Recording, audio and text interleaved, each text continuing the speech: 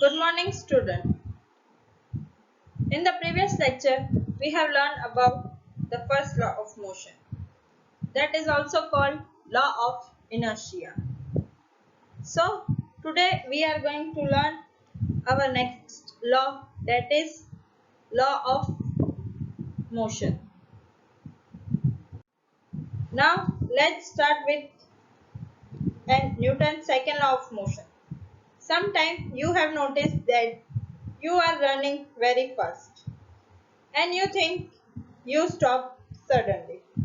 So it is impossible to stop suddenly.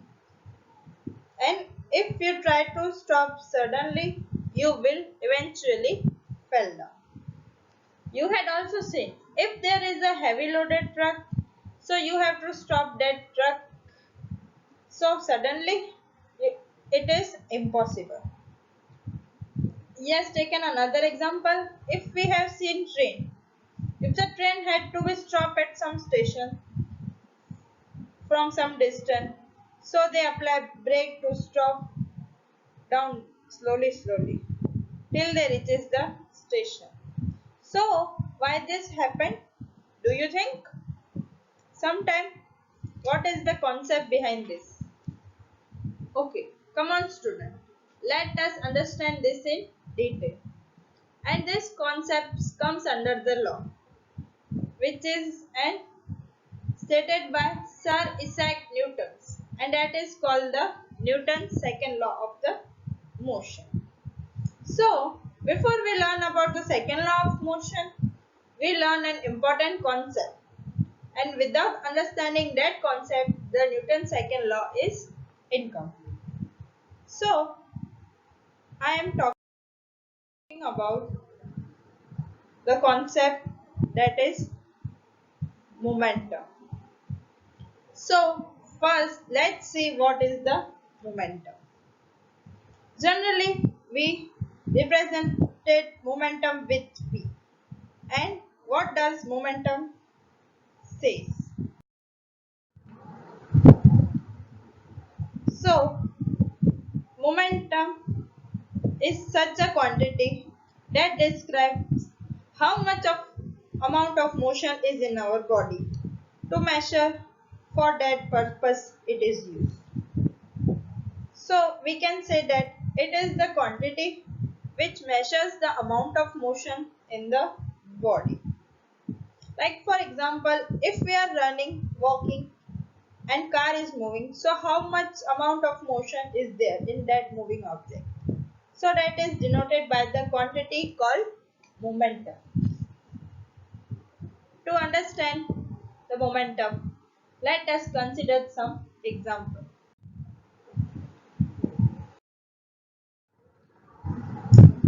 Example of momentum. As you have already seen the table tennis.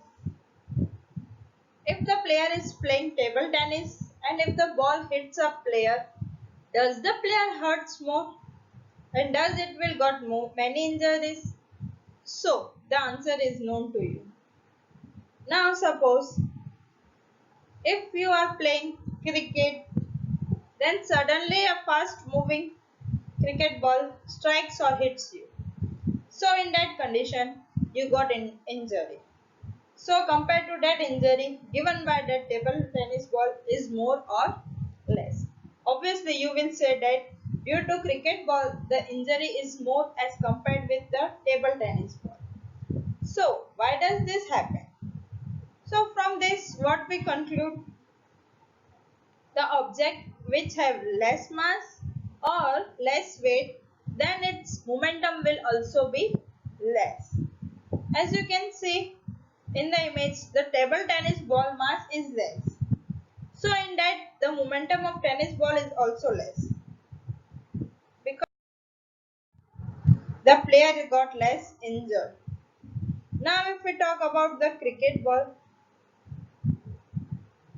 as compared to the tennis ball, its mass is more in that condition.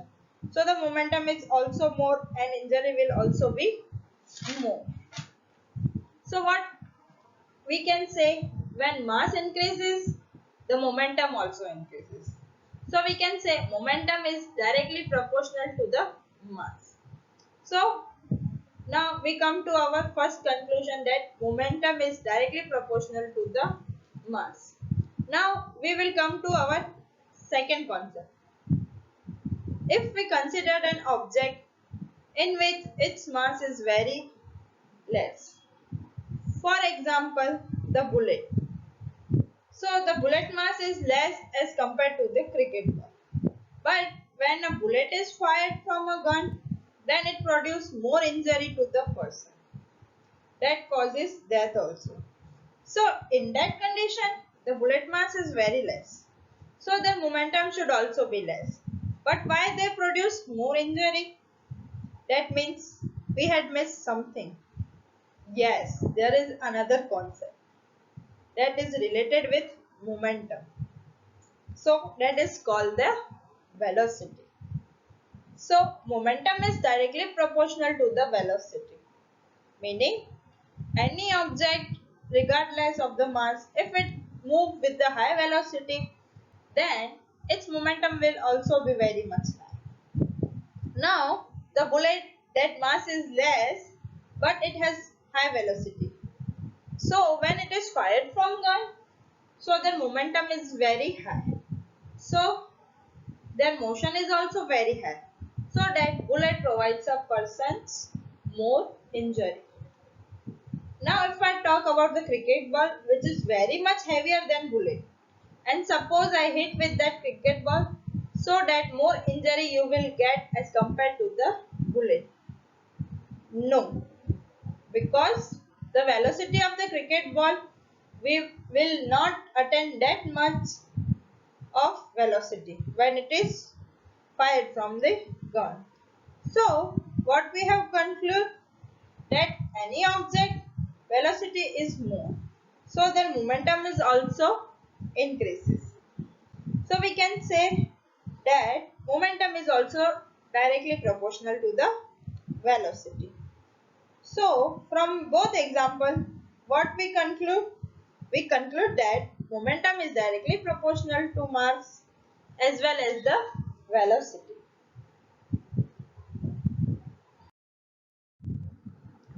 Now, if we make the formula of the momentum, then it is momentum equals to mass into velocity. So we've represented momentum as P and mass as small m and velocity as v. So we got the formula P equals to m into v, which is very important formula.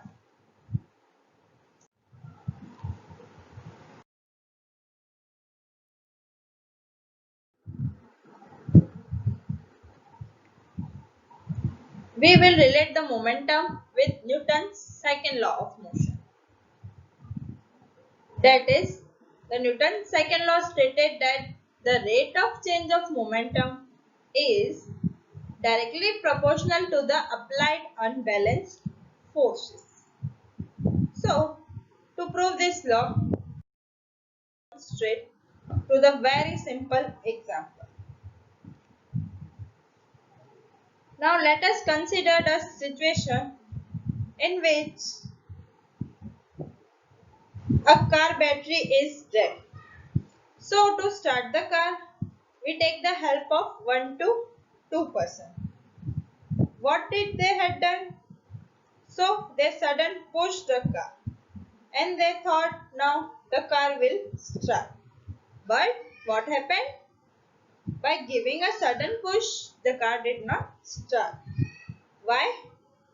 Because the force that they applied, that is of very less duration.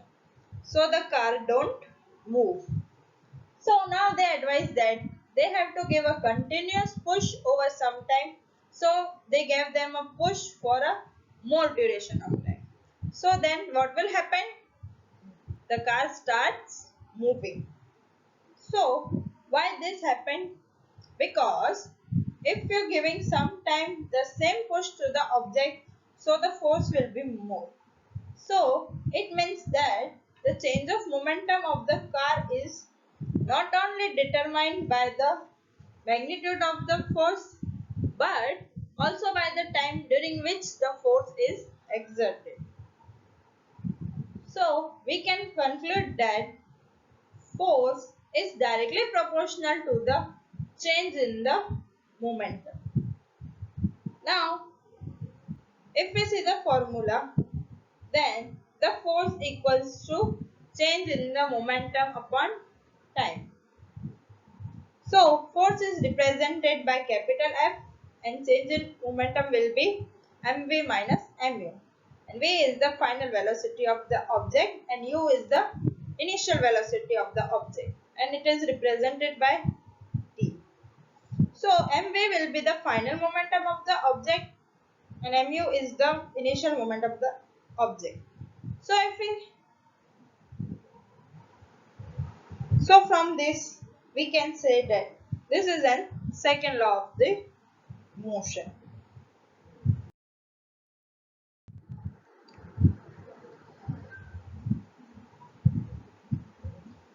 Here you can see F equals to mv minus mu, and v is the final velocity of the object and u is the initial velocity of the object. So now the mv will be the final momentum of the object and mu is the initial moment of the object. So if we subtract both, we will get the change in momentum. So this F equals to mv minus mu upon t, or we can say change of momentum upon time is equal to force. So we can say this equation as Newton's second law of the motion. Thank you.